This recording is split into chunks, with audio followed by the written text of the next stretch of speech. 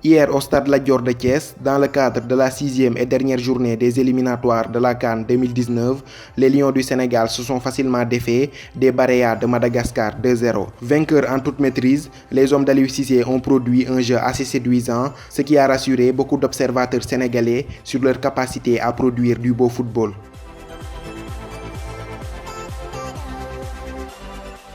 Pour sa composition d'équipe, Aliou Cissé a décidé de miser sur un 4-3-3 avec Edouard Mendy du Stade de Reims dans les cages. Dans l'axe, on retrouve du classique avec Kalidou Koulibaly de Naples et Salif Sané du Schalke 04. À gauche, Youssouf Sabaly et à droite, Moussa Wagué du FC Barcelone. Au milieu de terrain, on retrouve des joueurs à l'aise balle au pied, à l'image d'Idrissa Gana Gueye et de Pape Alioune Ndiaye en compagnie du jeune Krépin Diatta en numéro 10. En attaque, on retrouve les hommes en forme du moment. Mbaye Niang, Ismaïla Sarr et Sadio Mané mènent le trio offensif des Lions de la Teranga. Dès l'entame de cette rencontre, on a vu une équipe sénégalaise très entreprenante qui a mis le pied sur le ballon avec un jeu porté vers l'avant et surtout des passes dans les intervalles. La première occasion arrive à la 10e minute avec ce centre d'Ismaïla Sarr raté de justesse au second poteau par Mbaye Niang.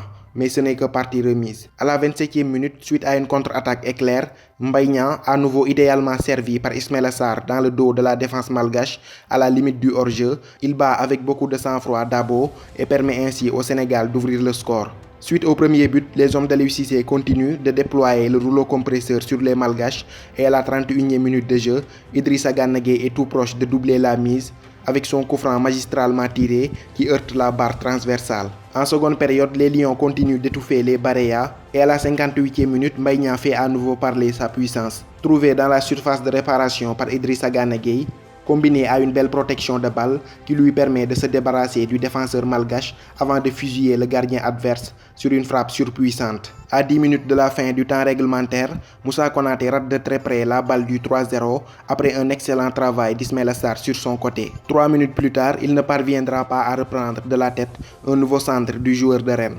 Le score ne bougera pas jusqu'à la fin du temps réglementaire. Le Sénégal s'impose 2-0 et conforte sa place de leader du groupe A avec 16 points sur 18 possibles.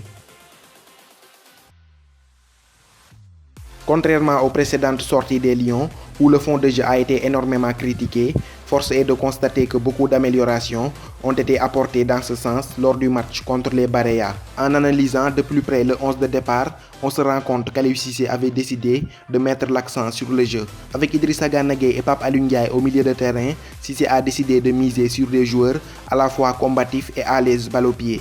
Et la présence de Krépin Diatta à un cran plus haut a permis d'apporter plus de finesse technique. Dès l'entame de la rencontre, les hommes d'Aliou Cissé ont privilégié la conservation de balles, les attaques placées et surtout beaucoup de passes dans les intervalles et en profondeur. Les deux latéraux Moussa Wagué et Youssouf Sabaly se sont montrés ultra offensifs et ont passé la majeure partie du match dans le camp malgache. Leurs montées fulgurantes ont permis d'apporter le surnombre et surtout offert beaucoup de solutions de combinaison aux ailiers Sadio Mané et Ismaïla Sarr. Très mobiles, les deux sentinelles Pape Alioune Ndiaye et Idrissa Gana Gueye n'ont pas souvent hésité à décrocher au cœur de la défense pour assurer une relance propre. De la défense à l'attaque, le jeu court a été privilégié au détriment du jeu long. Même le dernier rempart Edouard Mendy a toujours cherché des solutions de passe en défense. Résultat, le Sénégal a eu une possession de balle largement supérieure et a beaucoup combiné dans la moitié de terrain malgache. En attaque, Ismaïla Sarr a une nouvelle fois fait parler sa vitesse et ses accélérations dévastatrices ont beaucoup fait souffrir la défense malgache. Il aurait même pu être passeur décisif si Moussa Konaté s'était montré un peu plus précis. En pointe, Mbaye Niang a réalisé un match fantastique.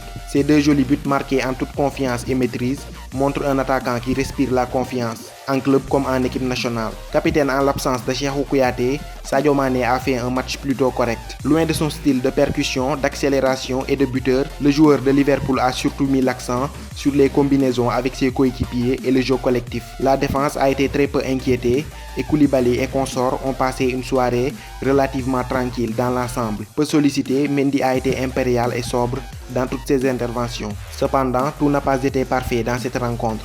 Il y a eu des pertes de balles dans des zones dangereuses qui ont offert des occasions nettes aux Malgaches et avec beaucoup plus de lucidité, ils auraient pu les concrétiser. Le match amical à venir contre le Mali sera une excellente occasion pour Aliou Cissé de peaufiner les automatismes.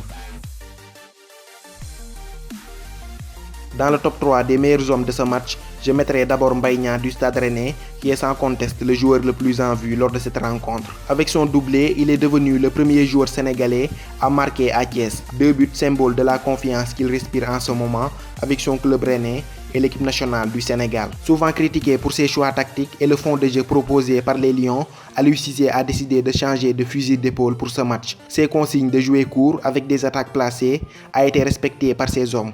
Au final, son équipe a proposé un jeu assez séduisant comme on l'a rarement vu lors de ses derniers matchs. Les 2 buts sénégalais marqués sur les phases de construction en sont l'illustration parfaite. Remuant et percutant, ses accélérations ont pesé très lourd sur la défense malgache.